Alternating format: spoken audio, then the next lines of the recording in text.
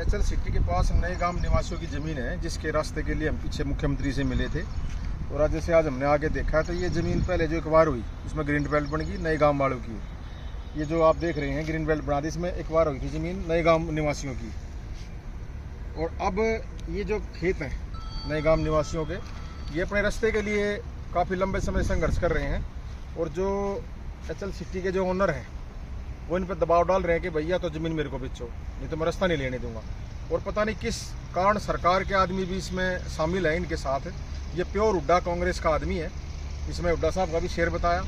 और मैं पूछना चाहूँगा अपने लोगों से कि जिस प्रकार हम हुड्डा कांग्रेस के लोग कहते हैं कि प्रॉपर्टी डीलरों की सरकार थी, तो ये जो आदमी है कभी इसने पार्टी की मदद नहीं की, कभी ना पार्टी के लिए कोई काम किया, ना कोई लेना ना कोई देना नहीं। पिछले मनोहर सरकार में भी जो हमारे ओएसडी थे कौन से, उनको सेट कर रखा था इसने प्रशासनिक तौर पे भी। यहाँ पे इसके कहने से यहाँ अधिकारी चेंज होते हैं। मुझे पता नहीं कि एमएलए है, मिनिस्टर है, या मतलब किस पोस्ट पे है पार्टी में। सिर्फ ये है कि ये प्रॉपर्टी डीलर है, इसके पास पैसा है, ये पैसे फेंक देता है। किसको फेंकता मुझे पता नहीं। मेरी ये मांग है मुख्यमंत्री जी से, आप मुख्यमंत्री हैं और नए गांव के निवासियों ने हमेशा बीजेपी का साथ दिया है। हमेशा कोई भी चुनाव आया, लोकसभा का, विधानसभा का, बीजेपी को जिता के भेजा है। मेरी मुख्यमंत्री से प्रार्थना है, मुख्यमंत्री यहाँ इस प्रदेश के, कि इन किसानों का जो रास्ता है, जो इन्होंने आपसे मिले भी थे, उन्होंने बताया था 22 फुट का शायद बताया, लेकिन 23 फुट का इनका जायज़ बनता है। तो जो भी रास्ता इनको जायज़, ताकि इनकी ज़मीन का रास्ता हो, ये जान पूछ के इनको परेशान करता है। इन्होंने जहाँ भी जमींदार जैसे फसल बो रखी है, आप देख रहे हैं, अगर फसल बोएंगे तो इसको काटने का रास्ता भी चाहिएगा। इन्होंने कोशिश की तो इसने तारबंदी करवा दी। अधिकारी भी इसमें शामिल, अधिकारियों सेटिंग कर रखी है। इसके कहने से 1 मिनट में डीटीपी वाले आ जाते हैं और कोई अधिकारी आ जाता है। मुझे ये नहीं समझ में आया आज तक कि जो लोग खुले तौर पर हुड्डा कांग्रेस के समर्थक हैं, ना कभी पार्टी के हुए ना पार्टी के हो सकते, मुझे आज तक ये समझ में नहीं आया कि इन लोगों की, हमारी सरकार की क्या मजबूरी है जो ऐसे लोगों को बढ़ावा दे के। हमारे जैसे आम कार्यकर्ता फिर कहाँ जाएंगे ये बताओ आप।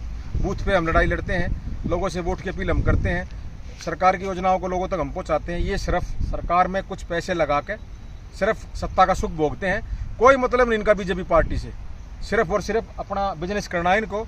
कोई भी सरकार आती है उसी में अपना हिस्सेदारी डाल के प्लाट काटने का काम, कोड़ियों के भाव किसानों की ज़मीन लेते हैं और फिर उसको करोड़ों के भाव में बेचकर मुनाफा कमा के, आप देख रहे हैं कैसी कैसी बिल्डिंग। और कई नेताओं के, जो हुड्डा कांग्रेस के कई नेताओं के तो इसमें शेयर भी हैं और बिल्डिंगें बनी हुई हैं। तो मेरी मुख्यमंत्री से मांग है, दोबारा इसके लिए हम उनसे मिलेंगे कि इनका जो जायज़ रास्ता है किसानों का, वो उनको दिया जाए, ताकि ये अपना जो थोड़ी बहुत ज़मीन बची हुई है, ऐसा नहीं है कि हमारी बिरादरी के पास कोई सैकड़ों एकड़ किले पड़े हैं, थोड़ी बहुत ज़मीन जो बची हुई है उसमें अपना कुछ बो के अपने परिवार का लालन पोषण ये कर सकें। मेरी मुख्यमंत्री से मांगे, इस पर संज्ञान लेते हुए अधिकारियों को बुलाएं। जिन अधिकारियों ने जान पूछ के इसमें डिले किया है, इसमें लेट किया है, उनसे भी इसका जवाब लिया जाए। और मैं उम्मीद करूँगा कि विधानसभा चुनाव से पहले इनका रास्ता छुड़वा जाए। धन्यवाद।